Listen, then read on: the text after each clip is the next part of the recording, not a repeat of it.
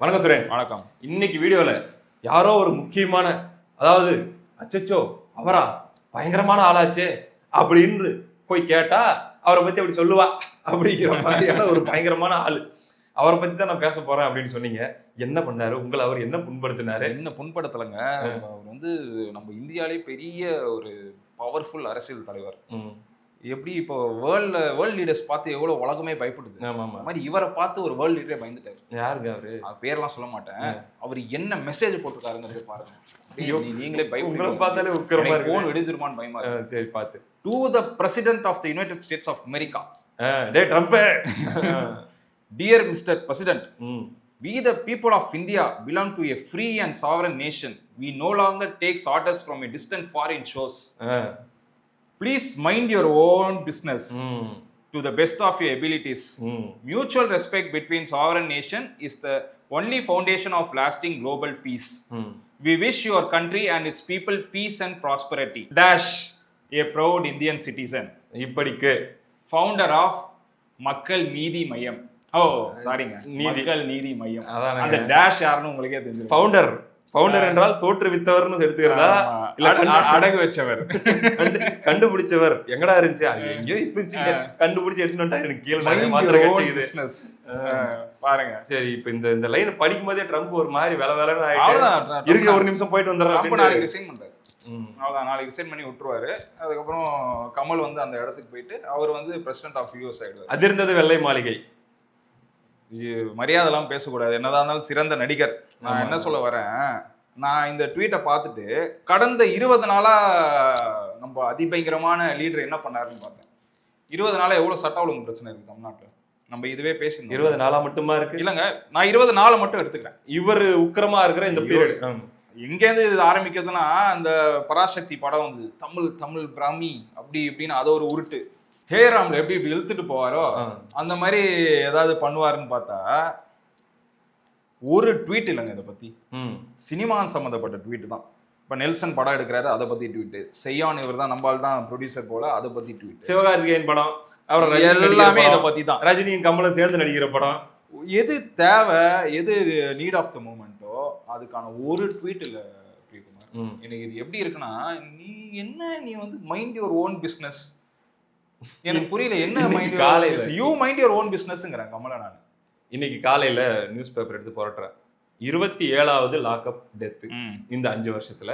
ஏங்க ஆமாங்க, நான் பேசியிருந்தோம் மானாமதுரையில அந்த லாக்அப். ஏதாவது இப்போ வரைக்கும் ட்வீட் இல்லைங்க. இப்போ நான் படிக்கிறதுக்கு முன்னாடி கூட ரெஃப்ரெஷ் பண்ணி பார்த்தேன். அதே கூட்டணியில் இருக்கிற கம்யூனிஸ்ட் கட்சியில கூட ஏதோ ஒரு கடமைக்காச்சும் ஏதாச்சும் ஒன்று பண்ணிடுறாங்க. இவங்க எல்லாம் வேற லெவல். எந்த வகையிலையும் வந்து பாத்தீங்கன்னா அந்த தலைவர்களுடைய மனசு புண்பற்றக்கூடாது. ஸ்டாலின் அவர்களுடைய மனசோ அல்லது உதயநிதி அவர்களுடைய மனசோ எந்த இடத்துலயுமே கோணிடக்கூடாது அப்படின்ட்டு பதமா பக்குவமா பார்த்து நடந்துக்கிறாங்க. கடைசியா ஸ்டாலினை பத்தி அவர் போட்ட ட்வீட் என்னவா இருக்கும்னா, ஸ்டாலின் பர்த்டே போட்ட ட்வீட்டா தான் இருக்கும். கண்டிப்பா கரெக்டா சொல்றீங்க. அதுதான் ட்வீட். நீங்க சும்மா வெள்ளட்டிக்கு சொன்னீங்களான்னு தெரியல, நிஜமா அதுக்கு மட்டும் தான் ட்வீட். கண்டனம்லாம் ஒண்ணுமே கிடையாது. நான் என்னமா சொல்றேன், நீ வந்து ஏதோ நம்ம தான் அறிவாளியாச்சு, நம்ம எல்லாம் அறிவாளின்னு பேர் வாங்கிட்டோம், அதனால நம்ம அறிவாளின்னு நினைச்சுக்கிட்டு ஒரு பிரச்சனை ஸ்டேட்ல என்ன பிரச்சனை நடக்குதோ அதை வந்து மதிக்கிறது கிடையாது. நேரா சென்ட்ரலுக்கு போயிட்டு அங்கே போயிட்டு ஆத்த வேண்டியது. சினிமா டைலாக் மாதிரி ஒரு 10 டைலாக் கூட வேண்டியது. அவனுக்கு எதுவும் புரியதில்லை. அவன் இப்படி பார்த்துட்டு சரி ஏதோ கத்திட்டு இருக்காருப்பா அப்படின்னு. இப்போ இங்கேருந்து யூஎஸ்க்கு போயாச்சு. யூஎஸ்ல அவங்ககிட்ட நீ என்ன அட்வைஸ் பண்ற, எங்களுக்கு என்ன பார்த்துக்கணும், பீஸ்ஃபுல் கண்ட்ரி, நாங்கள் எங்களை பார்த்துக்கணுங்கிற. இது பீஸ்ஃபுல் ஸ்டேட்டா? ஃபர்ஸ்ட் நீ என்ன கண்ட்ரிக்கு போயிட்டு இது பீஸ்ஃபுல் ஸ்டேட்டா? ஏதாவது ஒரு வார்த்தை நீ இது வரைக்கும் பேசிருக்கியா இங்க நடக்கிறத பத்தி? எவ்வளவு பிரச்சனை டே நைட்ல போயிட்டு இருக்கு. ஒரு நீ பேசிக்கும் போது ஞாபகம் வரனால சொல்லிடுறேன். அவர் நியூஸ் ரிப்போர்ட்டரை இந்த கல்குவாரியில போயிட்டு அவர் வந்து ஷூட் பண்ணாரு, வீடியோ எல்லாம் எடுத்தாரு, நியூஸ் சேகரிக்க போனாரு சொல்லி அடிச்சிட்டாரு. எம்எல்ஏ தெரியுமா உங்களுக்கு? அது சம்பந்தமா வந்து பத்திரிகையாளர்கள்லாம் பாதிக்கப்படுறாங்களா, அவங்களுக்கு ஆபத்தா அப்படிங்கிற மாதிரி விஷயம் ஓடிட்டு இருந்துச்சு. அப்ப கமல்ஹாசன் அவர்கள் ஏர்போர்ட்ல இருந்து டக்குன்னு இறங்கி வந்துட்டு இருக்கிறாரு. அப்ப போயிட்டு கேக்குறாங்க மீடியால, இப்படி பத்திரிகையாளர் தாக்கப்பட்டிருக்காரு ஒரு திமுக எம்எல்ஏவால, என்ன நினைக்கிறீங்க அப்படின்னு.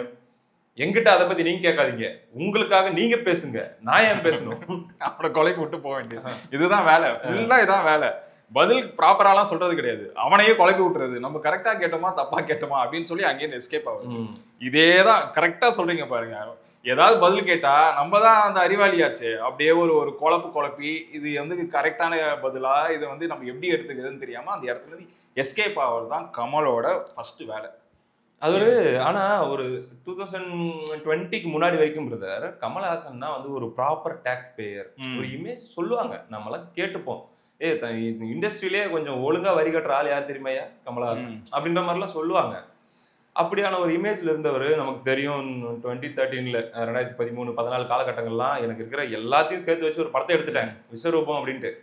அந்த படத்தை ரிலீஸ் பண்ணலன்னா எனக்கு சாப்பாட்டுக்கு, அதாவது வீடு கிடையாது, ஒண்ணும் கிடையாது, நான் இந்த நாட்டை விட்டே போற நிலைமை எனக்கு வரும் அப்படின்ற அளவுக்கு பண கஷ்டத்துல இருந்தாரு. கம்பேரிட்டிவ்லி இப்ப ரஜினியோட கம்பேர் பண்ணும்போது கமல்ஹாசனுக்கு அவ்வளவு பணம் இல்ல, கஷ்டப்படுறாருன்ற இடத்துல இருந்தவர் இந்த டிஎம்கேவோட க்ளோஸ் ஆனாரு அப்படின்ற ஒரு ஸ்டேஜ் வந்ததுக்கு அப்புறம் இன்னைக்கு ரஜினி படத்தை ப்ரொடியூஸ் பண்ற அளவுக்கு மாறிட்டாரு. அவர் ப்ரொடக்ஷன்ல எடுத்து நல்லா ஓடின படம் எனக்கு தெரிஞ்சு இப்ப ரீசென்ட் டேஸ்ல விக்ரம் ஒன்று ஓடிச்சு. அதுக்கப்புறம் என்ன பெருசா ஓடிச்சு, பெருசா எடுத்த படம் ஃபிளாப் ஆச்சு. இன்ஃபேக்ட் அமரன் ஒன்று ஓடிச்சுன்னு நினைக்கிறேன். அது ஓடுதுன்னு இவங்க போடுறதுதான் நியூஸ், நம்ம பார்த்துக்க வேண்டியதுதான். பார்த்தா பேக் டு பேக் எடுத்துக்கிட்டே இருக்காருங்க. ரஜினி வச்சு ப்ரொடியூஸ் பண்றாரு, அடுத்து ரஜினி கமல் 2 பேரும் சேர்ந்து நடிக்கிற படத்துலயும் பாத்தீங்கன்னா ஜாயின்ட் ப்ரொடியூசர்னு நினைக்கிறேன், சரியா தெரியல. ப்ரொடியூசர் தான், ஒன் ஆஃப் தி ப்ரொடியூசர். அதுக்கப்புறம் இப்ப செய்யோம் நீங்க சொன்ன மாதிரி இந்த படத்தை ப்ரொடியூஸ் பண்றாரு. எங்கந்துங்க கமலுக்கு வந்து இவ்வளவு கொட்ட ஆரம்பிச்சிச்சு? அதுதான் மைண்ட் யுவர் ஓன் பிசினஸ்ங்கிறாரு. அந்த பிசினஸ்ல இருந்து வந்திருக்கோம். இவரை வந்து எப்படி தெரியுமா யூஸ் பண்றாங்க இங்க இருக்கிற கவர்மெண்ட்? அங்க வந்து டெல்லிக்கு வந்து ரெப்ரசன்டேஷன் இங்க இருந்து போனா இந்த மாதிரி கமல் மாதிரி ஒரு ஆள் இருந்தா நம்மள வந்து வியர்ந்து பாப்பாங்க. அங்க போய் என்ன வேலை பார்த்தாரு வியர்ந்து பாக்குறாங்க. அங்க போயிட்டு அதே தான் இப்ப எப்படி அந்த ரிப்போர்ட்டர் கிட்ட சொன்னாங்க, அதை பத்தி என்கிட்ட கேட்காது, உன்கிட்டயே நீ கேளு. அந்த மாதிரி அங்க போயிட்டு ஆத்த வேண்டியது. ஆத்திட்டு அங்க போய் ப்ராப்பரா நாட்டுக்கு என்ன தேவை, இங்க என்ன பிரச்சனை நடக்குதுலாம் கிடையாது, தமிழை பத்தி அங்க போய் பேச வேண்டியது. இவங்க நிர்மலா சீதாராமன் அவர்கள் ஈவேரா சொன்ன கோட்டை மென்ஷன் பண்ணி சொல்றாங்க, தமிழ் பிச்சை எடுக்க தான் பயன்படும், வீட்டுல கூட நீங்க வந்து வேலைக்காரிகள் கூட தமிழ்ல பேசாதீங்க, ஆங்கிலத்துல பேசுங்கன்னு சொல்லி உங்களுடைய பெரியார் சொல்லிருக்காருன்னு அவங்க சொல்றாங்க. இவர் அதை கட் பண்ணிட்டு நீங்கள் தமிழை பற்றி என்ன பேசுறீங்க, அது யாருக்குமே புரிஞ்சிருக்காது. அது பாத்தீங்களா அந்த வீடியோ? அது பயங்கரமா அதுக்கு இவங்க ஃபயர் விட்டுட்டு இருக்காங்க. அங்க வந்து நிர்மலா சீதாராமன் அவர்கள் பேசினதுல ஒரு கட்டிங்க, இங்க கமல் பேசுனதுல ஒரு ஒட்டிங்க. இதை போட்டு அவங்க வந்து நம்மள வந்து இழிவா பேசுற மாதிரி எனக்கு புரியலங்க. நம்மளுக்கு எல்லாம் படிப்பறிவே இல்லைன்னு நினைச்சிட்டு இருக்காங்களா அவங்க? யாருமே சர்ச் பண்ணி எல்லாம் பார்க்க மாட்டாங்கன்னு நினைச்சிட்டு இருக்காங்களா? அங்கேருந்து பாதிக்கு பாதியை வெட்டி இவர் வந்து அவர் கவுண்டர் கொடுக்குறாராம். இது எப்படின்னா பிஜேபி கவர்மெண்டே வந்து கவுண்டர் அட்டாக் பண்ணியிருக்காரு கமல்னு ஒரு அப்படியே ஒரு போர்ட்ரே பண்றது. சரி, நீங்க கேட்ட மாதிரி நம்ம ஊர்ல நடக்கிற பிரச்சனைக்கு என்னைக்கு தான் பேச போறாரு? என்னைக்குமே பேச மாட்டாருங்க. இந்த ஆட்சி தீர்ற வரைக்கும் அவர் வாயத்தோட. அது பாயிண்ட். என்னைக்குமே பேச மாட்டாருன்னு சொல்லாதீங்க. ஐயா ஸ்டாலின் சிஎம் இருக்கிற வரைக்கும், திமுக ஆட்சியில் இருக்கிற வரைக்கும் பேச மாட்டாரு. அதுக்கப்புறம் பேசிட்டு வர ஆட்சி மாறிடுதுன்னு வச்சுக்கோங்க.